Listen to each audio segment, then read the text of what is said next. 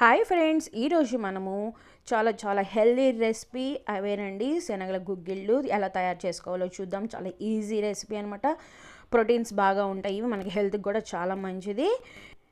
ఎలా చేయాలో నేర్చుకుందాం. దానికన్నా ముందు ఇంతవరకు గనక మన ఛానల్ని ఎవరు కనుక సబ్స్క్రైబ్ కనుక చేసుకోకపోతే సబ్స్క్రైబ్ చేసుకోండి. ఆరోగ్యమస్తు తెలుగు వీడియోస్ అని టైప్ చేస్తే మన ఛానల్ వస్తుంది. అక్కడే సబ్స్క్రైబ్ చేయండి. సబ్స్క్రైబ్ పక్కన బెల్ ఐకాన్ ఉంది, దాన్ని మాత్రం క్లిక్ చేయడం మర్చిపోవకండి. ఇప్పుడు ఎలా ప్రిపేర్ చేసుకోవాలో చూద్దాము.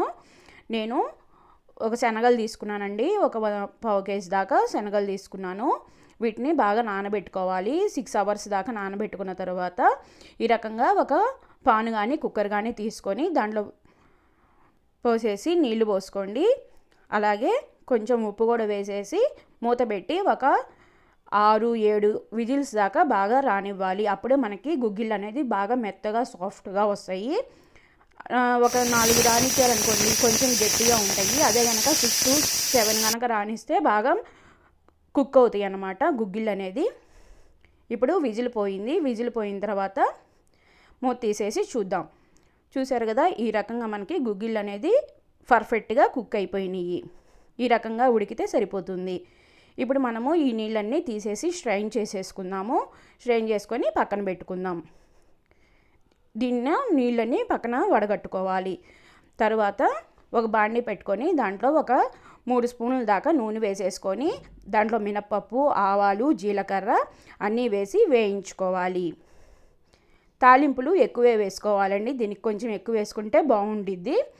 అలాగే ఒక 2 ఎండుమిరపకాయలు కూడా వేసేసుకొని బాగా వేయించుకోవాలి. ఈ రకంగా వేయించుకున్న తర్వాత దీంట్లో పచ్చిమిరపకాయలు ఒక 4 తీసుకున్నాను నేను, చిన్నవి. అలాగే కరివేపాకు కూడా వేసేసి బాగా వేయించుకోవాలి.